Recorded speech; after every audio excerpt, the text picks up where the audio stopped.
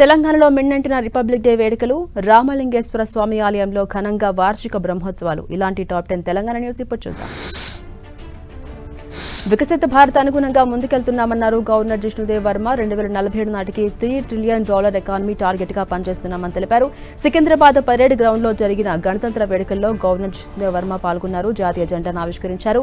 Deputy CM Bhatti Vikramarka, మంత్రులు గణతంత్ర వేడుకల్లో పాల్గొన్నారు. గ్లోబల్ సమ్మిట్ లో 2047 విజన్ ను ఆవిష్కరించామని తెలిపారు గవర్నర్.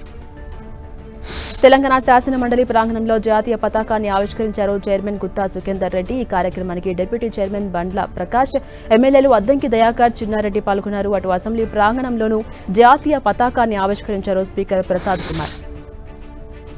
రిపబ్లిక్ డే సందర్భంగా గాంధీ భవన్లో జాతీయ పతాకాన్ని టీపీసీసీ అధ్యక్షుడు మహేష్ కుమార్ గౌడ్ ఆవిష్కరించారు. దేశంలో రాజ్యాంగాన్ని మార్చే ప్రయత్నం చేస్తున్నారంటూ మహేష్ కుమార్ గౌడ్ ఆరోపించారు. కేంద్ర ప్రభుత్వం ప్రజాస్వామ్య విలువలను తొంగలో తొక్కుతోందని, లౌకికవాదానికి తూట్లు పొడిచే కుట్రలు చేస్తుందని మహేష్ కుమార్ గౌడ్ ఆరోపించారు.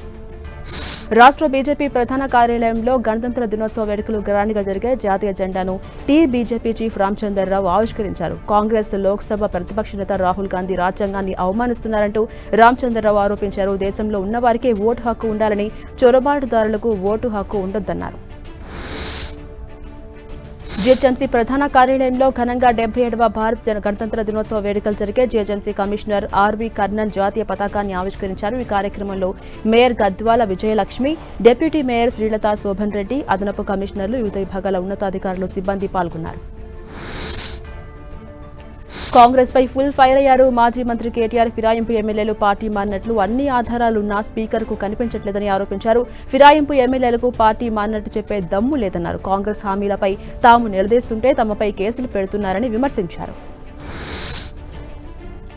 కేంద్ర ప్రభుత్వం చేపట్టబోయే జనగణనపై తెలంగాణ జాగృతి ఆధ్వర్యంలో ఈ నెల 29న రౌండ్ టేబుల్ సమావేశం నిర్వహించబోతున్నట్టుగా జాగృతి అధ్యక్షురాలు కవిత తెలిపారు. బంజారాహిల్స్లోని జాగృతి ఆఫీసులో స్టేట్ బాడీ నాయకులతో సమావేశమైన కవిత, కేంద్రం నిర్వహించే జనగణనలో బీసీల కాలం లేకపోవడం, సబ్ కాస్ట్ ను లెక్కించే కాలం లేకపోవడంపై చర్చించారు. మనుషుల్లో మానవత్వం ఇంకా మిగిలే ఉందని అఫ్జల్ గంజ్ కు చెందిన దినేష్ చూసిన తర్వాత అర్థమైందని హైదరాబాద్ సిపి సజ్జనర్ అన్నారు. నాంపల్లిలో ఫర్నిచర్ షాప్ లో జరిగిన అగ్ని ప్రమాదంలో దినేష్ చూపిన తెగువను సిపి ప్రశంసించారు.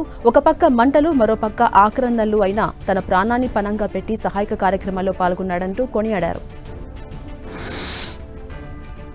ఖమ్మం జిల్లా మధుర గ్రామానికి చెందిన నడ్డమానూరు చంద్రమౌళికి పద్మశ్రీ వరించడంపై మధుర గ్రామస్తులు హర్షం వ్యక్తం చేస్తున్నారు. ఢిల్లీ ఐఐటి నుంచి ఎంటెక్ కంప్లీట్ చేసి 1983లో డిఆర్డీఓలో మాజీ రాష్ట్రపతి అబ్దుల్ కలాం ఆధ్వర్యంలో ప్రాజెక్ట్ ఆకాశ్లో శాస్త్రవేత్తగా చంద్రమౌళి పనిచేశారని తెలిపారు. చంద్రమౌళిని పద్మశ్రీ వరించడంపై గ్రామస్తులు, సన్నిహితులు హర్షం వ్యక్తం చేస్తున్నారు.